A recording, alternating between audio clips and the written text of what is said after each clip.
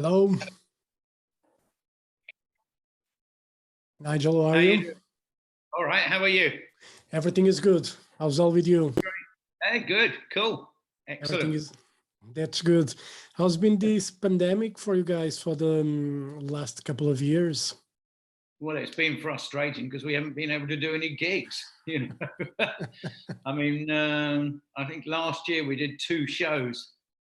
We did Bloodstock in August, and then we did a German Metal Hammer Festival in November, and those were the only gigs we did last year.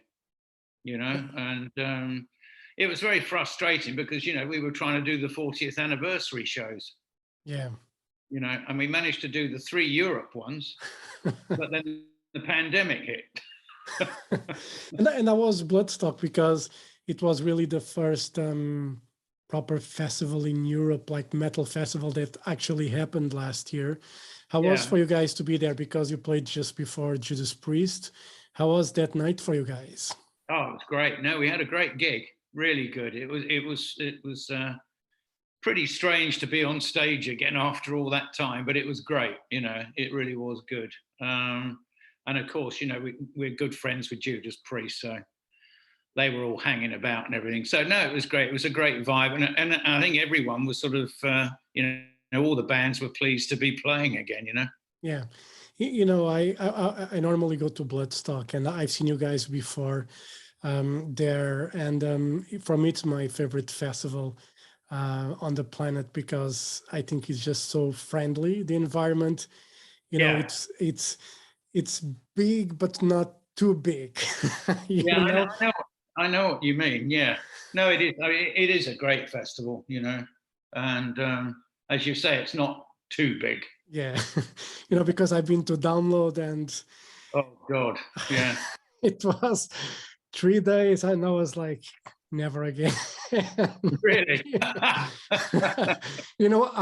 It was a great experience, but just the walking from, to go from one stage to the other. And, Yeah, when you have like 4 stages or 5 stages happening at the same time, yeah, I don't want to make that decision to see a band instead of another. So Bloodstock, you have the main stage, you have the Sophie stage, and obviously you got the New Blood tent and all that. But yeah, you can watch basically every band there. So yeah, yeah, it yeah. makes it great. And I plan to go this year again. Now that the pandemic is kind of hopefully Yeah. I won't Hopefully, fingers crossed. Yeah. I'm not going to say anything because then they'll say there's a variant that's worse than whatever, and I'll go shit again. I'm just Yeah, it's fingers starting. crossed. It'll Yeah, be okay. and you guys just released last week, great records, Carpe Diem. Yeah. How has been the reactions? Are you guys happy with the reaction so far for the records? Oh yeah, we're over the moon with it. We went straight in the German charts at number 3. It was like we were above ABBA. So, no, but no, we've been very pleased. I mean, it's been a long time waiting to get the album out. Yeah. I mean, I did the drum tracks at the end of 2019. And So it's like and an old then album for you. well, it is.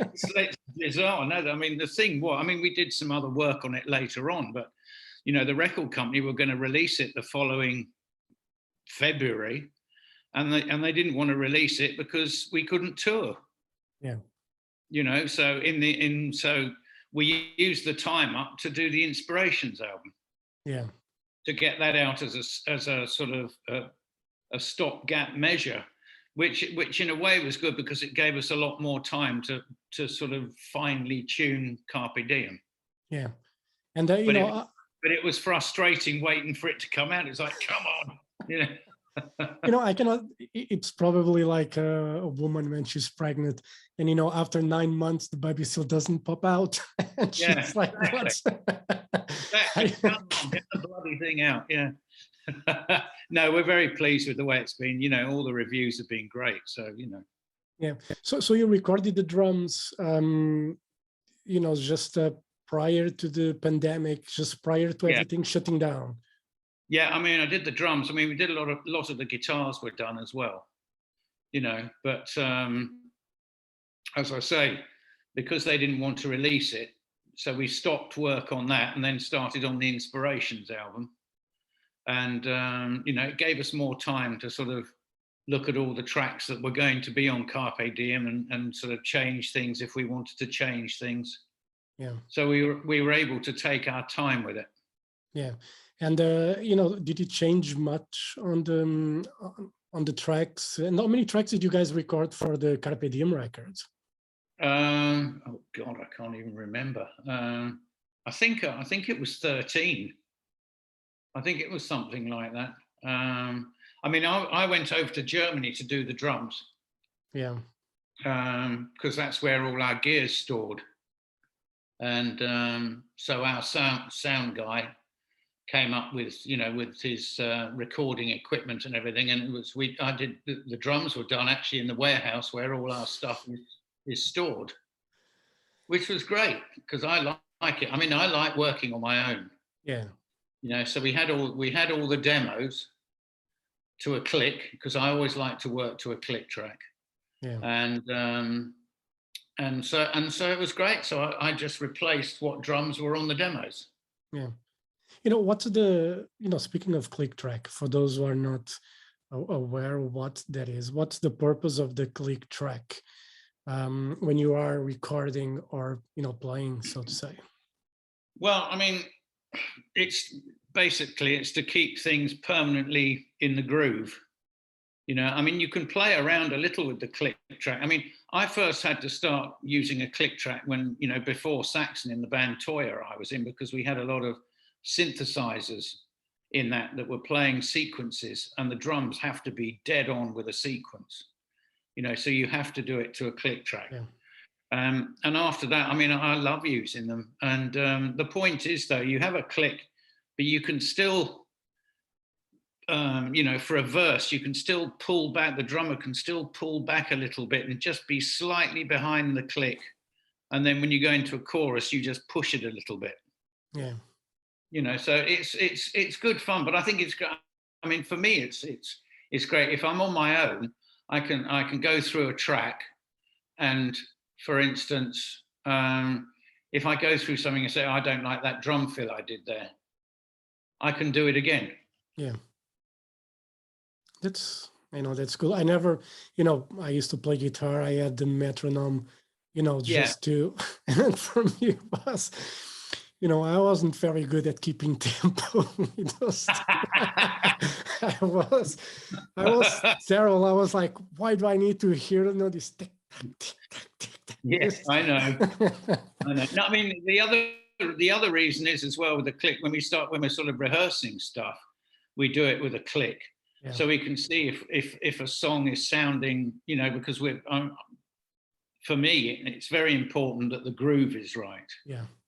You know, so for instance, if the click is too fast and we're playing a little bit fast, it might feel uncomfortable and feel a bit rushed for that particular song. So we play around with the tempos all the time when we're writing. Yeah. And then when we get to the studio, we have the tempo set. Yeah. And I know, you know, you guys work with Andy Snip again, you know, it's been a long-standing relationship. And I know Andy is very perfectionist when it comes to the tempo of the songs. He's very, you know, he's very meticulous in his approach to those recordings. And how is to, you know, obviously you record on your own, but when you send the drums to Andy, did he tell you anything, or he was perfectly happy with? Oh no, he's you know, usually I mean, you know, in the past I've done the drums at his studio with him, which is great because he's great fun to work with. We have a good laugh. You know, it's very serious, but we still have a good laugh and enjoy it, you know. But no, once I send the drum tracks to him, then he sort of works on maybe, you know, he listens to the sounds and everything, and we sort of communicate between ourselves. You know, he'll go, I want to sort of put some more EQ on the snare like this. What do you think? So all the time we're listening to each other, so it's good. Yeah. And how long does it take for you to record the drums for the whole record, you know, for the songs that you recorded? How long does But it this, normally take? I think I did this in, I think it was 6 days, 6, 7 days, I think it was. That was including getting the drum sound. Yeah. But the Sacrifice album was my record, though. That was the record. I did that in less than 3 days. The Less whole than album. 3 days. Yeah. That's Just, quite. I think it was 3 days or just under 3 days. Yeah. So that's like almost like 3 songs at least a day or more. Oh, more. Yeah. Yeah, it was. Yeah, maybe more. I mean, sometimes I was doing 4, you know. You were in a groove then. Oh yeah, I was. I mean, I was the one that kept saying, right, I'm cooking, I want to do another one. You know, so why not? If I'm going for it, let's do it. You know, why Yeah. hang around? Yeah. There's plenty of time for a glass of wine or beer afterwards. But let's get the tracks down, you know. That's the most important thing. And you know, Yeah. obviously with the pandemic, you guys had to record in different places. Is it awkward to work like that, or did you guys actually enjoyed doing, you know, like this? You know, obviously had more time anyway.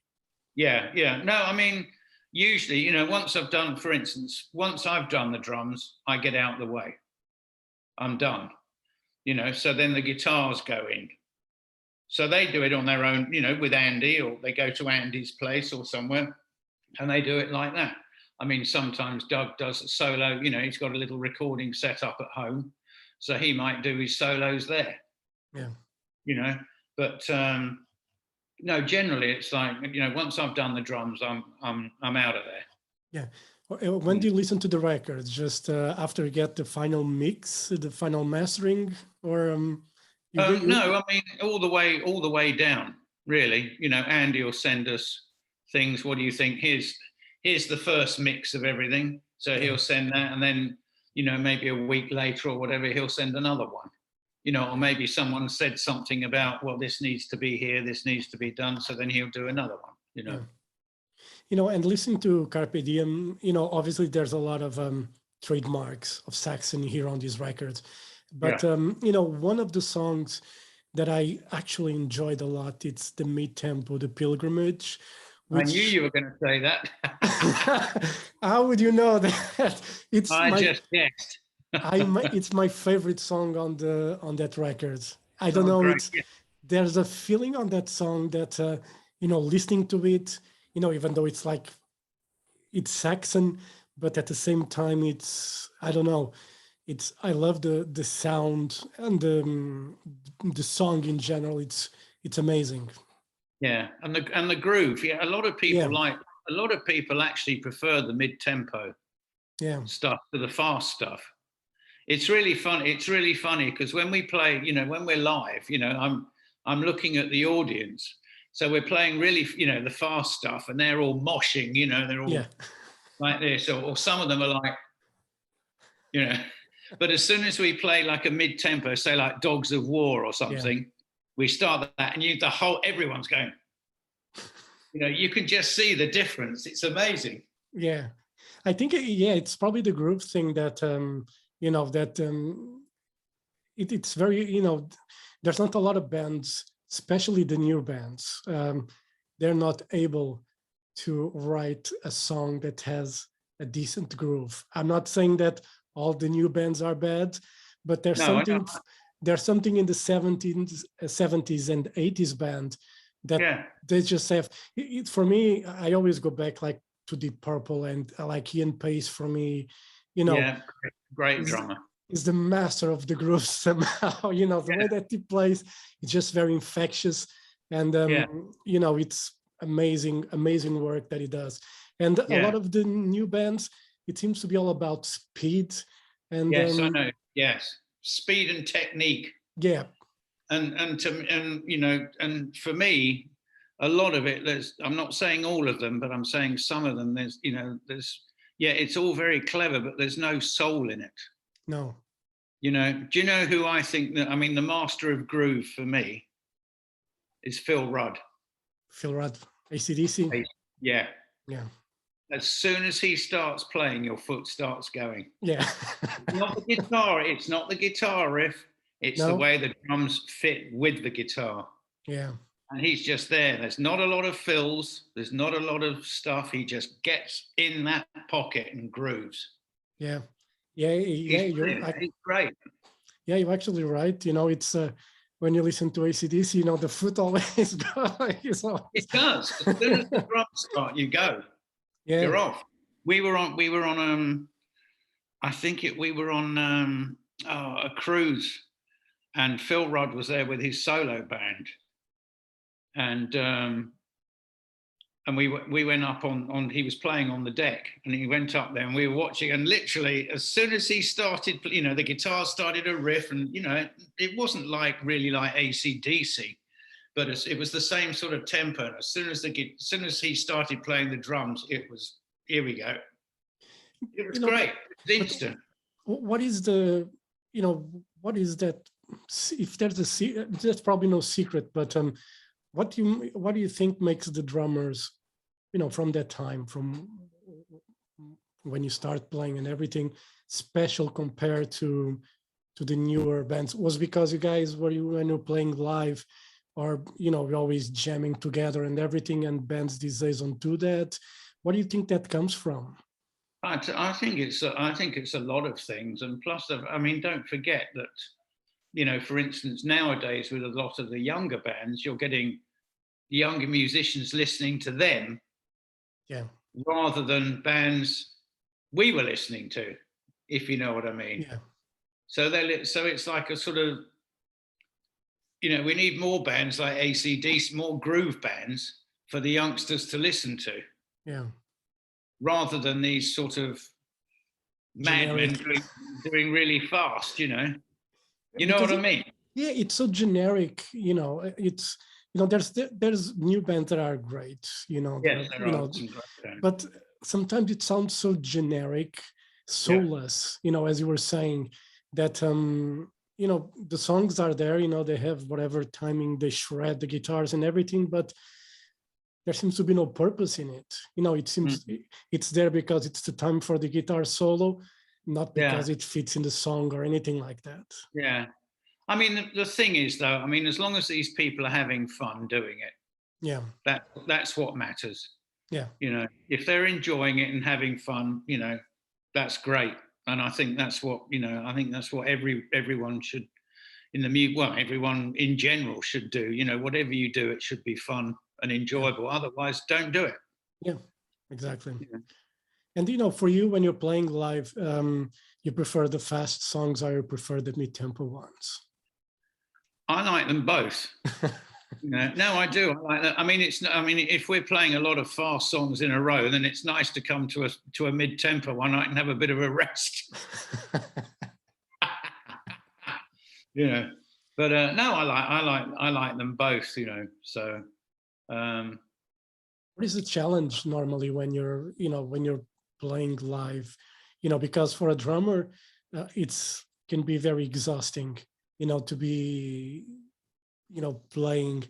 I think it's different for a guitar player. A singer, he does a lot of effort because of the breathing and everything. It takes a lot as well from energy-wise. But for a drummer, it seems to be like exhausting sometimes to watch you guys play and. It is very physical, obviously. If it is, that's all I can say. It is very physical. But it's funny. I was saying this to someone else. I find it funny. We start a tour off, and it doesn't matter how much you rehearse. Doesn't matter, because you've got the adrenaline when you're on stage. So that adds to the thing. So you start off, and the first gig is like, maybe after the first gig you're a little unfit. Yeah. And I find it so frustrating because I get to the end of the tour and I'm like really fit and it's just no effort at all, and then it stops. And then you have to start all over again. It's crazy. But rehearsals are important. Do you guys normally rehearse like the whole set for a few weeks? Oh, yeah. How does the... No, we don't like rehearsing. we just don't like it, you know. We just don't. I mean, we don't rehearse for ages. We might rehearse for a week before a tour. But I mean, everyone's sort of playing anyway at home and stuff. You know, I've got electronic kit at home I practice on, and the guitarists, obviously, they've got their guitars and everything. So everyone sort of practices. Yeah. But no, we'll go through the set. When we get together to rehearse, for instance, if it's a new tour, we'll relearn the new songs, decide what new songs we're going to do, and play through them first, get all them right, and then we run through the set about 3 or 4 times, maybe more, you know. So basically, when the tour ends is when you're like, okay, I can play another, I can do another run now. Exactly, and it stops. You know, it's probably the same as an athlete, you know. He builds up his stamina and everything, and then that's it, gone, finished. Yeah, I think it's the same with again. Yeah, I think it's the same with all of us when we go for walks and runs and everything. If we stop like for a week or two, when you go for that first walk, it's like, you know, what's happening? You know, I just did like 2 weeks ago. I was perfect. Right. Yeah, exactly. It's crazy. And you guys have a tour in October with Diamond Head. You guys looking forward for the tour? Yeah, I mean, you know, it's going to be great to get back out on tour properly. You know, it's going to be exciting, and it's great to be with Diamond Head because they're great guys. You know, and we like them as guys, and we like them as a band. So I mean, it's perfect. Yeah. You know?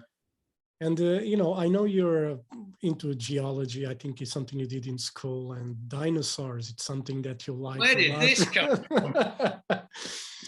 This come from because there's a new Jurassic Park movie coming out.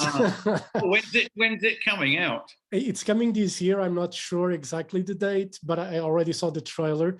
And you got Sam Neill back.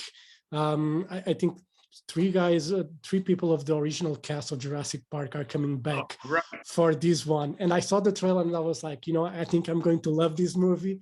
I normally like Jurassic Park anyway, but, you know, I know you like geology and dinosaurs. Oh, yeah. Where did you hear this from? Where did this come from? The internet has a lot of things. No, I did. No, I love dinosaurs. I mean, the thing with Jurassic Park for me, it's like my hero in Jurassic Park is always the T-Rex. I mean, that thing's face is just brilliant. I mean, in the last one, when it comes out, you know, it's like, we need more. Oh, not the last one. It's the one where it's the one beforehand, you know, where the kids are in it. And one of them says, we need more teeth. Yeah. And he goes and gets it. Here comes the hero, you know, out he comes stomping. It's brilliant, you know. So you know, I asked that because I was wondering if you're looking forward to see the new Jurassic Park movie when it comes out. Oh, definitely. Oh, yeah.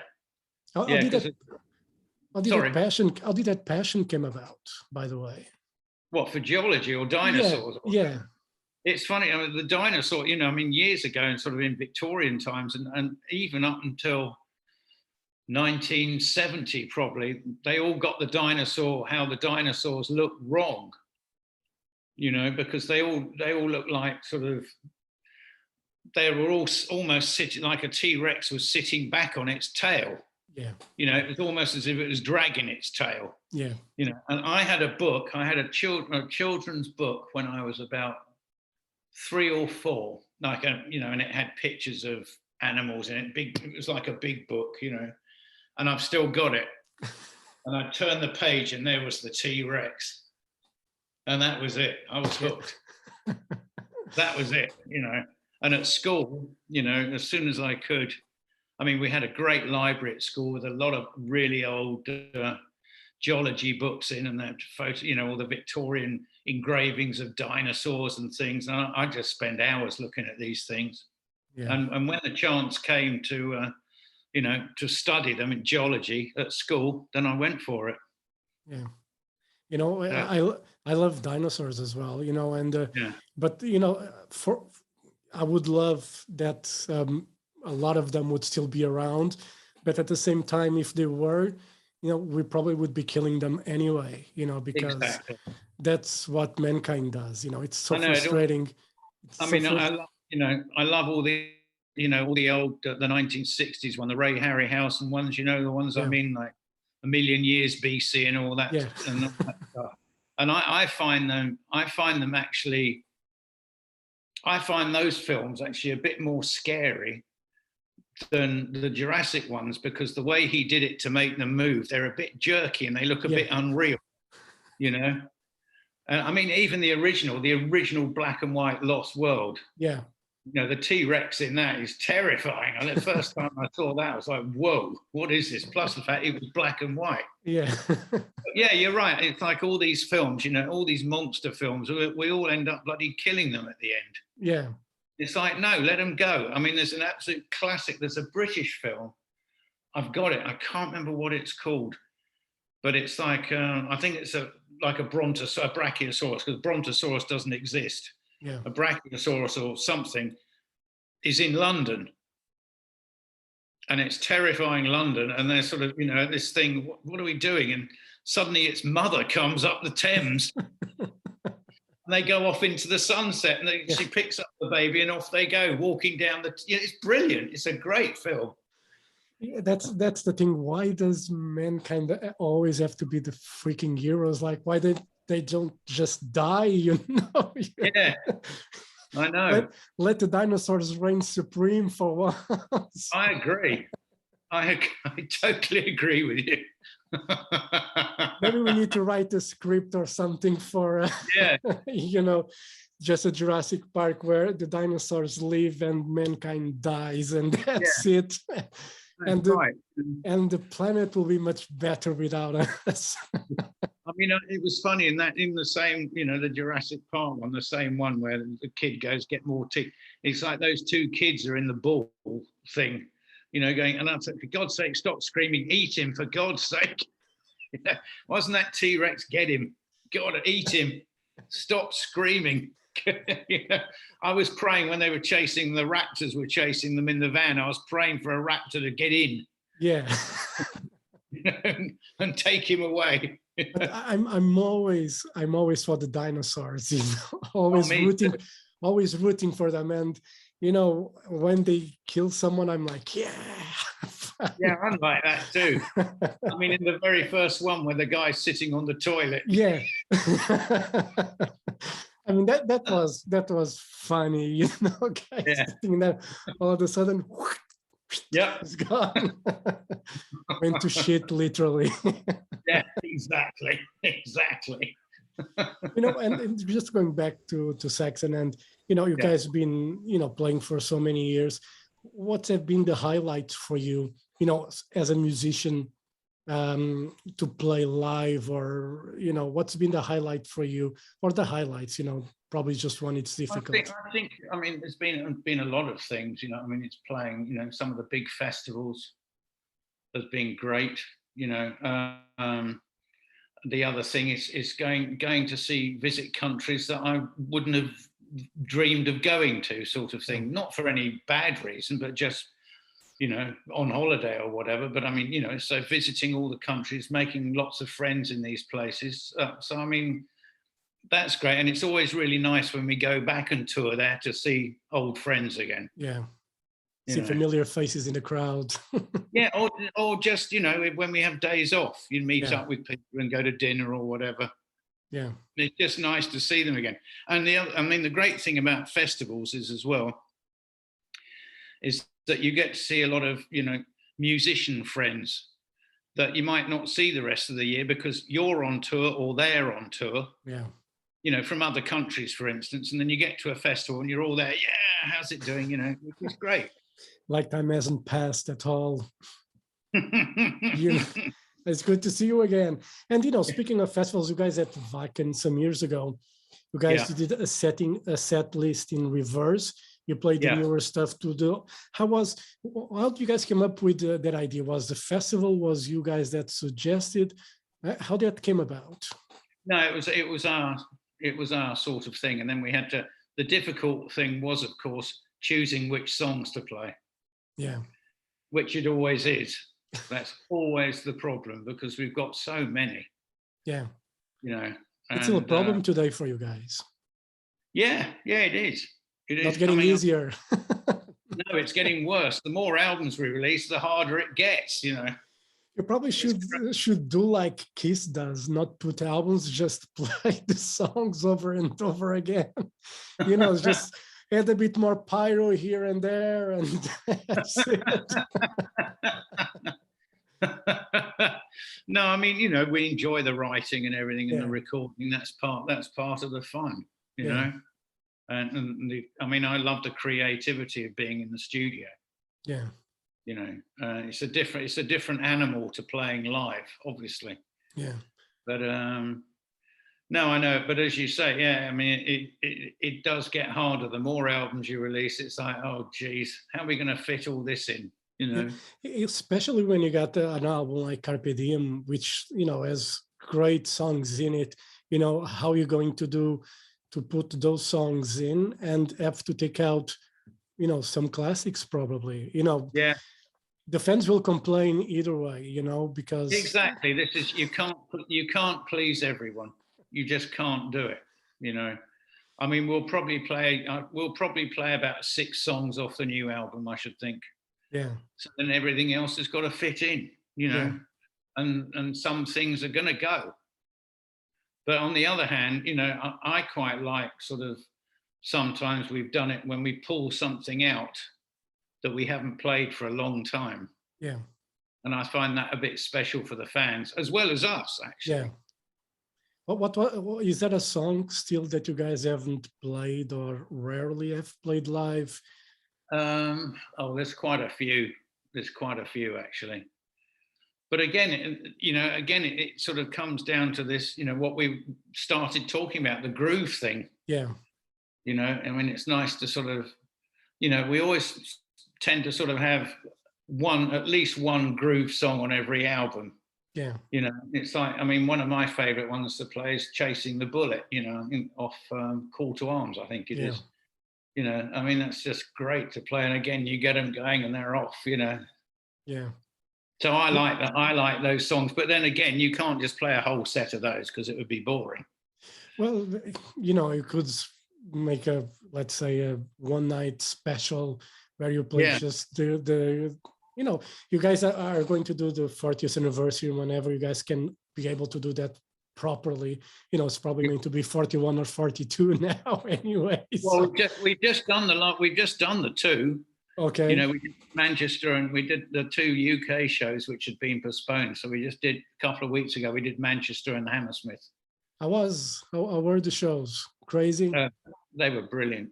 Yeah. Absolutely brilliant. So I mean, Hammersmith particularly was excellent. Yeah. You know, we're all jealous of the UK now because you guys have all the gigs and we have nothing. Because of what? Because you have all the gigs now and we have nothing, you know. Oh, it'll come. It'll come. You know, the shows are starting to happen now, but yeah, they will. You know, so I think this Friday Jethro Tull are playing here, so I'm looking forward actually to see them because, you know, I never had a chance to see them live. So, you know, have you heard their new album? I heard, and you know, I love it. I love it. Yeah. I love it. I think it's a great record. I really didn't had any high expectations on the record, but again, there's great songs there. You know, I think Ian Anderson still does. You know, he knows how to write lyrics, and I don't know. The album is special. You know, there's a lot of biblical references on the record, and but the way that he sets up everything, it's perfect. The songs are great. You know, there's a lot of catchy songs there, and it's a bit on the heavier side as well. There's some heavy guitars there on some of the songs. Right. So I'll have to give that a listen. You know, I think it's worth it. To be honest, you know, I had no expectations, and when I heard the record, and I was like, this is good. You know? Yeah, I mean, I really like Tull. I think they're great. I mean, it's funny when we were doing that festival, High Voltage, which is now Rambling Man. Yeah. You know, it had to move away from London. But I went up, we played the first one, then I went up to the second one, and Jethro Tull, because some friends of mine in a band called Palace, a prog band, they were playing on the prog stage, and Jethro Tull were on the prog stage, and I watched them, and they, to me, they won the day. Yeah. They were I mean, it was the other lineup though. You know, it was Martin Barr guitar, but they were brilliant. Yeah, you know, I think they're doing the prog year set, I think, on this tour. So I think it's going to be good. You know, it's great.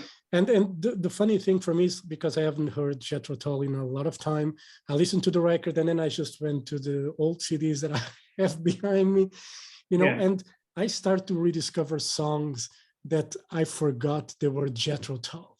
You know, I know what you mean. I've been, you know, because they've been remastering and adding extra tracks and booklets and stuff. So I bought, you know, I went and bought Stand Up, you know, the second album. Yeah. I bought that, and the next one after that, what was the third one called? I can't remember what it was called now. And but Stand Up's got some great stuff on it. You know, I was so surprised, you know, because I listened to the songs. Benefit was the third one. That's okay. Right. But the funny thing is, like, I listened to songs and I didn't remember the word Jethro Tull, you know, and I'm like, oh, it's Jethro Tull. And sometimes, you know, there's songs that came in my mind, in my head, you know, and I have a hard time figuring out, you know, where is this from, or what's the band? And I think everyone gets that, you know. Yeah. No, it's great. And for me, I think the Zealotine, the new Jethro Tull record, I think maybe because I'm getting old, I don't know, but I enjoy the record a lot, you know. Oh, I'll have to listen to that, definitely. I think it's worth it if you have, you know, like Spotify or Apple Music or whatever. You know, I think it's the record is there. I think it's worth, give it a shot. You know, Mrs. Tibbetts is the first song that starts the record, and I love that song. It really, and then they have, you know, it's a great record. Just like Carpe Diem, it's a great record. I'll give it a listen, definitely. No, thanks for the tip. It's worth it. And you know, just to wrap it up, in 2014 he had like a health problem. He had a brain aneurysm. Everything is taken care of.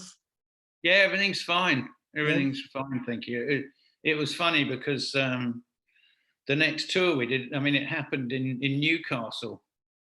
So I was in hospital for a month in Newcastle. And then it was funny because the next time we played Newcastle on the next tour, I invited the surgeon to the gig.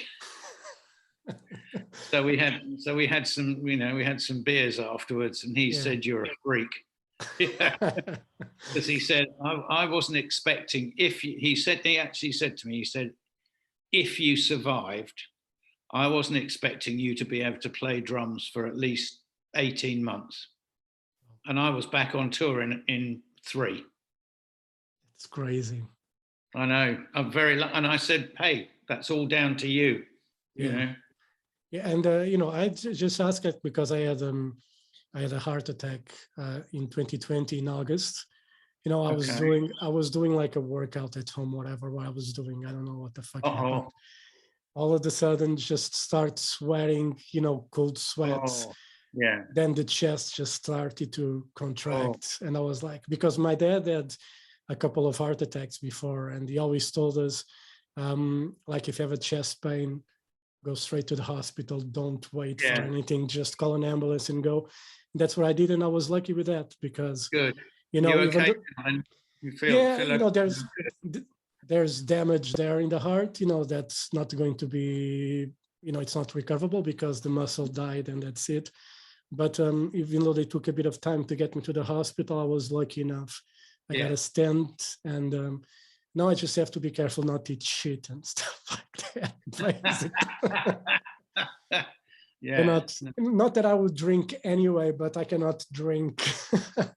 You know, they say like a glass of wine is fine, but no more than that.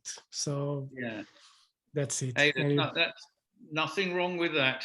No, nothing wrong with that. It's, you know, as long as we're here, and you know, I'm happy to be given a second chance, so to say, you know, and you know, just make the most of it, and try not to make the same mistakes again, probably.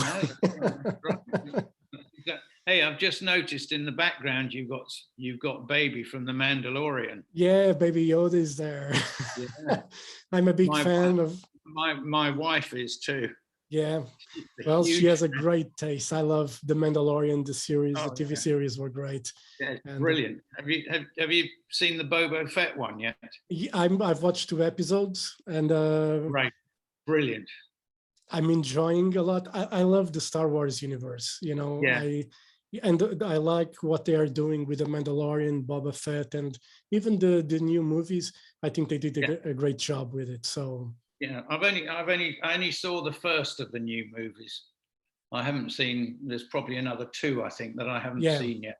yeah. So There's another three. I'm more of a Star Trek man Oh, myself. live long and prosper. Exactly. Yes. Oh, brilliant. But no, I'm enjoying The Mandalorian's great, but it's almost like, to me, I don't know what you think, but it's almost like a sort of a Clint Eastwood Western. Yeah, But I was convinced that The Mandalorian was. He sounds like Clint Eastwood when he yeah, talks. He does, yeah, like in A Fistful of Dollars. You know, yeah. it's Clint Eastwood. I was like, whoa. You know. Star Trek is cool as well. I like the old TV series. Yeah. And I don't think the new movies, they were okay, but Yeah. there's the magic of the TV series. It's something that I enjoy quite a lot. Because This was really funny because when I had my brain aneurysm, William Shatner sent me a get well message. oh, well, Captain Kirk, you can get better than that. That's I love William Shatner. He Great. did great on Star Trek, and I'm a big fan of Boston Legal, where he was Oh playing. yeah, I've got all the DVDs of that. I have as Brilliant. well. Danny Crane. That's all he said, and Danny Crane. Yeah, Like no, that brilliant. name would terrify everyone in court. Yeah. Who's the guy with him? It's from the Clockwork Orange one. It's he does the Blacklist as well, and now That's it. Yeah, I can't think of his name. He's great as they, well. they had a chemistry there, the two of them, Yeah. on the Boston Legal thing. It was amazing. I love that. Nigel, thank you very much for your time. It was a pleasure to talk to you. You guys are not playing Portugal, on these. No, I don't think there's anything, that way. I don't think there's, unless we might be playing a Spanish festival, but no, I don't think we're coming down that way much. No, but that's not down to us. That's down to promote. Yeah, we'll annoy the promoters to bring you guys back, because you guys deserve to play in a proper festival. So, let's hope you guys play here soon. I think you're freezing.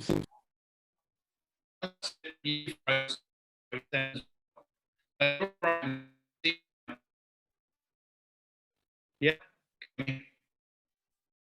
I think you froze. Oh, there you are. There you are. No, I think the internet just went. It just went a bit weird. Yeah. Yeah. Anyway, have a go at the promoters, and we'll get down there. Yeah, we'll annoy them. Nigel, thank you very much for your time. All the best for Saxon and Carpe Diem, and I hope to see you soon. All right. Yeah, definitely. That'd be great. Right. You take care, my friend, and stay safe. You too. Right. Hope to see you soon. All right. Yeah. Thank you. Bye. Bye. Bye. Live long and prosper. Yes.